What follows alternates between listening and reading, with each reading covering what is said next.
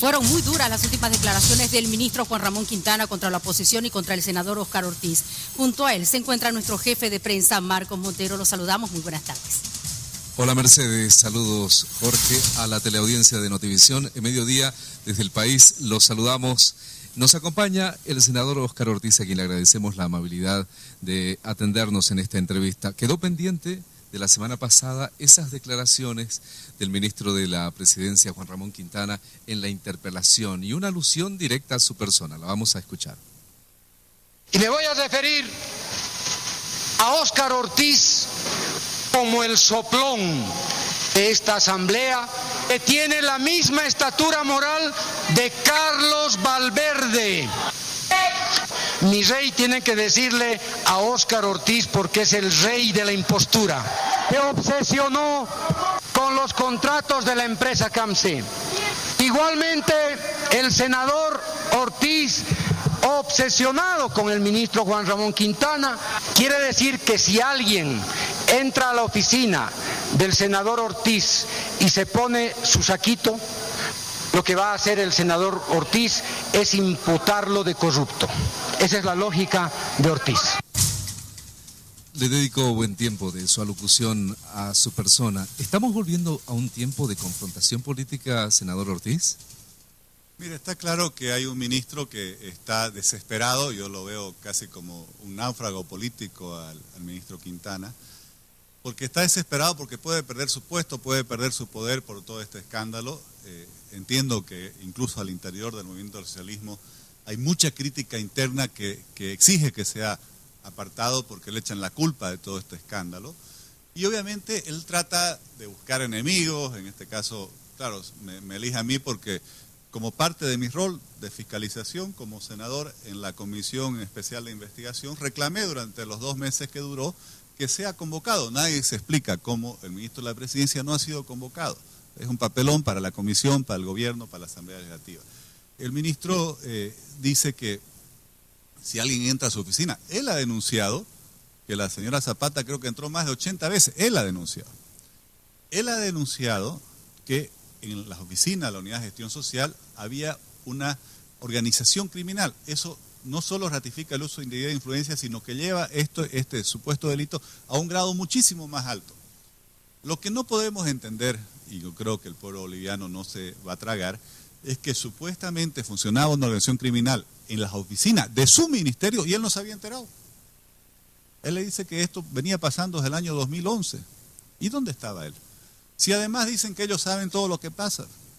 Yo recuerdo que en la campaña electoral, en 2 o 3 debates o entrevistas que hubo al presidente, él le dijo a los periodistas que lo entrevistaban que sabían lo que hacían, porque habían unas antenas del Ministerio de Gobierno que ellos sabían lo que hacían todos los bolivianos. Entonces, ¿cómo no pueden haber sabido lo que pasaba en el Ministerio de la Presidencia? Entonces, toda esta búsqueda de confrontar, de amenazar, de insultar, es porque él no puede explicar, no puede aclarar, no puede justificar qué es lo que ha hecho él, cuál es su responsabilidad. Yo le voy a dar un ejemplo para ser didáctico con la opinión pública. ¿Qué es lo que nos quieren hacer creer? Que había una organización criminal que se dedicaba a favorecer empresas, el ministro lo ha ratificado, entre ellas CAMSE, que estaba compuesta por la señora Zapata con su certificado de nacimiento, que supuestamente lleva con el papelito y con eso la recibían los ministros, las presidentes de las empresas públicas más grandes. La señora Cristina Choque, que es una persona de 5.º nivel en la jerarquía del gobierno, 5.º nivel, porque mira, está el presidente, el vicepresidente, los ministros, los viceministros, los directores y recién vienen los jefes de unidad. Imagínense todo lo que hay que recorrer para llegar hasta él. Y que ella supuestamente la ayudaba a la señora Zapata a tener influencia. Y el chofer.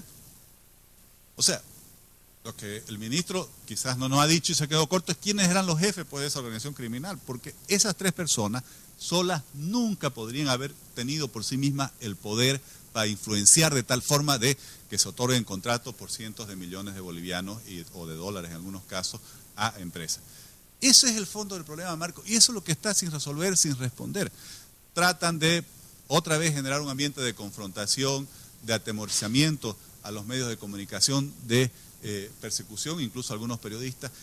Marco, encarcelar a abogados defensores, eso no se ha visto ni en la dictadura, hasta en la dictadura había abogados defensores, Marco, ¿no? Según parece, el abogado Eduardo León podría declinar a seguir patrocinando a Gabriela Zapata, por lo que se ha escuchado. Así es, la escuchaba a su esposa y obviamente ella decía que la familia le ha pedido eso al doctor León. Lo cual es un antecedente muy negativo porque significa que si alguien que tiene un conflicto con el gobierno contrata a un abogado, el gobierno lo persigue a ese abogado y obviamente nos vamos a quedar sin abogados todos, digamos. Entonces, las bases más elementales de lo que es un Estado de Derecho, del debido proceso, del derecho a la defensa, sí, los derechos humanos más fundamentales que están consagrados en nuestra Constitución, en los tratados internacionales, ya se están vulnerando, porque como el gobierno no ha podido durante 3 meses sacar este tema de la opinión pública, ha decidido sacarlo a la fuerza. ¿Cómo? La aislaron a la señora Zapata, encarcelaron a la tía, encarcelaron a los abogados, ahora hablan de cambio en la ley de imprenta para atemorizar a los periodistas, han notificado a algunos periodistas, amenazan a los medios de comunicación. Entonces, claramente ya, como no puedo aclarar esto, no pueden explicar, seguramente no nos pueden decir la verdad que es el problema de fondo a la opinión pública. Entonces, bueno, aquí metemos miedo para que esto una vez acabe. Decía don Víctor Paz, en nuestro país pasa de todo y no pasa nada. ¿Esto quedará así, reflejado en esas palabras que él en su momento dijo? ¿En nada quedará el caso Cancé? ¿En nada quedará el caso de tráfico de influencias? Quizás por un tiempo, Marco, quizás por un tiempo. Y justamente era algo que yo terminaba mi intervención cuando tuvimos el debate sobre el informe de la Comisión Especial de Investigación, diciendo, pueden cerrar la comisión. Lo que no van a cerrar es el caso. Pueden, como han hecho con las barcazas chinas, como han hecho con el Fondo Indígena, como han hecho con esos ejecutivos de yacimiento que se accidentaron en Yapacaní con los documentos que mostraban los sobreprecios en las plantas separadas de líquidos, o como hicieron con el general Sanabria, echarle la culpa a 2 o 3 personas y proteger a los de arriba. Pero todo esto, este supuesto paralización de estas investigaciones, va a durar mientras dura el gobierno, Marco. En algún momento, cuando se acabe este gobierno, se va a reabrir todos estos casos. Ahora está de moda lo que pasa en Perú con el tema de Fujimori, ¿no? Claro, quizás muchas veces los peruanos tuvieron que esperar que cambie el gobierno para que todo eso se procese, se juzgue y se tenga que aplicar las penas correspondientes. Puede ser que llegue a pasar eso, pero no se van a cerrar porque no se cierra en la opinión pública. Yo creo que el gobierno se equivoca cuando echa la culpa a los medios de comunicación, cuando se echa la culpa a los periodistas de que este caso, ¿por qué siguen titulares? ¿Por qué se sigue entrevistando? ¿Por qué se sigue hablando sobre este caso, que es lo que a ellos les molesta? Bueno, porque la opinión pública no acepta las explicaciones que han dado el presidente, el vicepresidente, los ministros y el gobierno en su conjunto. Primero, por las contradicciones que han tenido entre ellos, que han sido tantas y tan evidentes y tan groseras. Y segundo, porque no son creíbles. Como el ejemplo que yo le daba, ¿cómo pues 3 personas, un chofer, una funcionaria de 5º nivel en la jerarquía del gobierno y otra señora, exnovia del presidente, con un certificado de nacimiento, podrían haber hecho tanto solos? Es imposible de aceptar y creerlo. ¿Es cierto de que Gabriela Zapata llegó a formar parte de la alta gerencia de Cancé sin tener aportaciones a las AFPs que la contrataron de forma irregular? Eso sí, lo puedo asegurar con toda certidumbre, porque el propio gobierno, a través del ministro Quintana, me ha enviado, respondiendo a una petición de informe que yo presenté, y que tenían esa información hace un mes, esperaron que se hiciera la comisión para hacérmela llegar. Entonces, la Autoridad de Pensiones, Valores y Seguros me ha certificado que Cancé no registró a la señora Zapata ante las AFP, ni ante Previsión ni ante Futuro de Bolivia. ¿Qué quiere decir esto? Que la señora Zapata, si bien tenía un cargo público, pero no estaba oficialmente contratada. Eso, además de ser una infracción de las leyes de nuestro país por parte de Cancé, es un claro indicio de uso indebido de influencia, porque significa que si yo contrato a alguien por abajo, le pago por abajo, quizás le estoy pidiendo que haga cosas por abajo. Esto coincide con lo que nosotros creemos que ella hacía, que era gestiones para favorecer a determinadas empresas, entre ellas Cancé, a conseguir contratos con el Estado o a evitar que se le apliquen multas, como por ejemplo cuando se le quería cobrar las boletas de garantía. Entonces, todo esto cada vez configura más. Y paradójicamente, el que más ha respaldado las acusaciones de uso indebido de influencia ha sido el propio ministro Quintana cuando habla de la organización criminal, pero trata de hacer algo que es imposible, pretender creer que solo estas 3 personas tenían solas toda la culpa. Y nosotros no creemos que pueden haber sido, por lo menos la señora Zapata, obviamente actores principales de estos uso indebido de influencia, pero sola nunca hubiera podido tener el poder para influenciar tal cual como lo hizo. Pero en el fondo un tema que seguramente no va a conocer un final promisorio es el tema de las licitaciones directas para favorecer a Cancé. Ese es un tema pendiente de resolución, como pendiente de resolución en el tiempo, el tema Zapata, el tráfico de influencia, o el tema de el fondo indígena, que también quedó sepultado por este otro caso. Con todo, el presidente vuelve a decir que si este escenario no se hubiese presentado para él, el resultado del referéndum hubiese sido distinto, y comienza a hablar ahora de la posibilidad de hacer un nuevo referéndum. ¿Lo escuchamos? Teníamos ganado, con seguridad, pero repito nuevamente, mentira y la calumnia mediante medios y redes han sido confundidos al pueblo boliviano. Ahora están arrepentidos por haber votado no. Y ahora estoy escuchando, algunos piden nulidad, algunos dicen que se repita el referéndum, porque estamos sometidos a la mentira. Felizmente, gracias al pueblo, hemos derrotado la mentira, la calumnia, la infamia de la derecha. Suerte.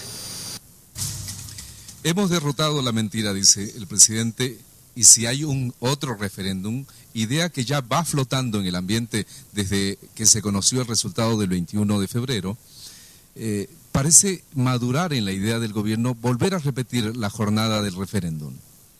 Marco, creo que no hay peor error que engañarse a uno mismo y que creerse sus propias mentiras, ¿no?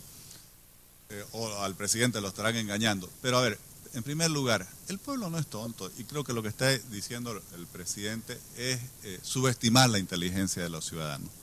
Las personas que han votado no lo han hecho primero porque no estaban convencidas de que sea bueno para el país cambiar la Constitución para satisfacer el interés de dos personas, ¿no? De eternizarse en el poder. Segundo, porque ya hay un desgaste del gobierno, un desgaste que no comienza con Zapata, un desgaste que venía ya por escándalos como el fondo indígena, como las barcazas chinas y muchos otros escándalos. Y segundo, porque la gente ve, ya solo no es que tengamos nuevos ricos masistas, tenemos nuevos millonarios masistas, y por todos lados se ve la prosperidad inexplicable de muchas autoridades, además de los abusos que se cometen. En segundo lugar, ¿cuál es la mentira que se ha comprobado? A ver, quieren concentrar todo alrededor del niño. El niño nunca ha sido el objeto de fondo de esta investigación. Primero porque que él y la señora Zapata hayan tenido un niño, si lo tuvieron, no es un crimen, pueden haberlo tenido. El presidente puede tener su novia, su pareja, como le quiera llamar. El delito, si hubiera habido, si así se lo comprobase, es que la señora Zapata, por su relación de pareja con el presidente, se hubiera beneficiado para obtener, por ejemplo, ese cargo en CAMSEC, que es inexplicable cómo lo obtuvo. Segundo, para ayudar, que el mismo ministro Quintana ha ratificado que ya lo hacía, a muchas empresas en distintas negociaciones para obtener contratos con el Estado. Todo eso se ha comprobado que es verdad. El presidente admitió que ella había sido su pareja. El presidente admitió que había tenido una niña con ella, que había fallecido, dijo él. Ahora nos dicen que no, es que yo no lo vi, lo mandó a su chofer. Yo no sé qué clase de padre puede ser alguien que lo manda al chofer a reconocerlo y ni siquiera lo ha visto al hijo. Se ha comprobado que CAMSE obtuvo los contratos, se ha comprobado que la señora Zapata visitó otras entidades del Estado, la misma ministra de Lucha contra la Corrupción dijo que había visitado, por ejemplo, ABC, el ministro de Minería ha aceptado que la señora Zapata hizo gestiones para favorecer a otra empresa con el tema del litio. Entonces, si usted ve en lo que es el fondo del caso, la relación entre CAMSE y el Estado boliviano a través de estos contratos, casi todos por la vía directa, la relación de pareja entre la señora Zapata y el presidente Evo Morales, y la función de la señora Zapata promoviendo los intereses de empresas que se adjudicaban contratos con el Estado, está comprobado, no es mentira. Agradecemos por su tiempo al senador Ortiz en este enlace en directo para Notivisión del Mediodía. Nos vamos ahora a la pausa.